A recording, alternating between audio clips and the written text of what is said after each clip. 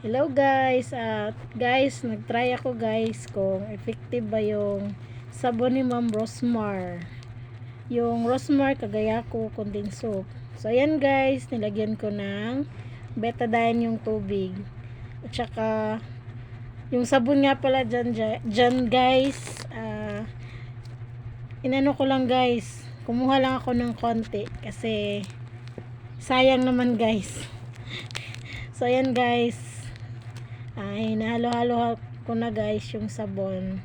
Kita nyo naman guys, lumilinaw yung tubig. Ayan, patuloy lang guys sa paghalo-halo guys. Ayan guys, so lumilinaw na siya guys.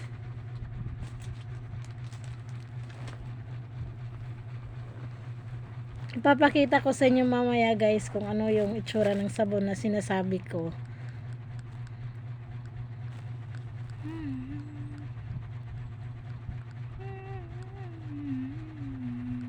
Yan guys, oh, medyo parang itlog na guys, kulay ng itlog.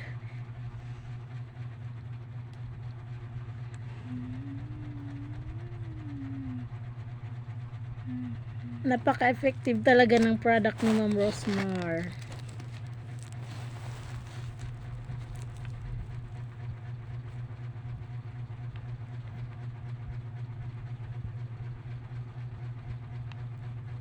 And guys, maya-maya guys, makikita nyo na yung resulta.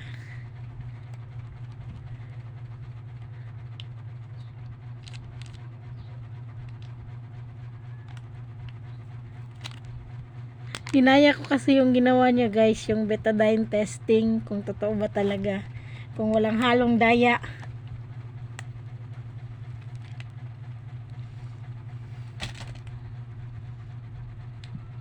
And guys, so medyo yellow na siya guys, yellow na yung kulay.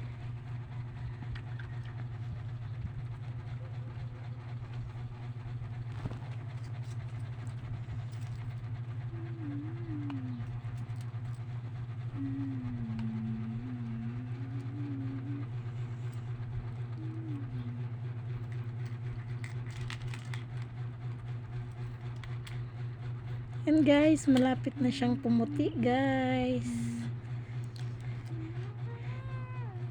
Binilisan ko sa paghalo guys.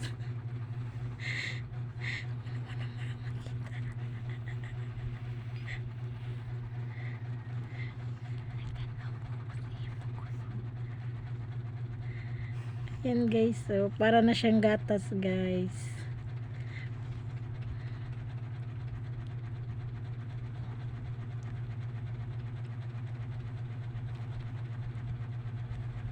Hindi ko kayo dinaya guys ha. Baka sabihin nyo nang daya ako guys. Yan guys, so pumuti na siya guys. Wala na yung betadine. Yan guys.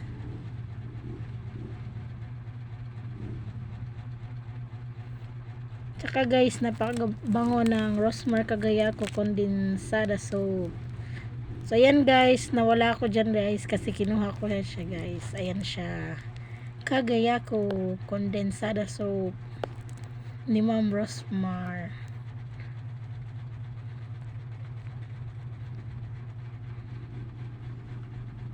Ayan siya guys, puti siya guys, para siyang gatas guys.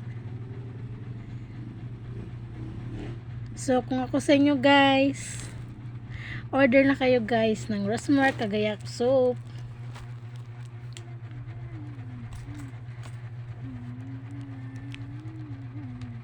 Yan guys, so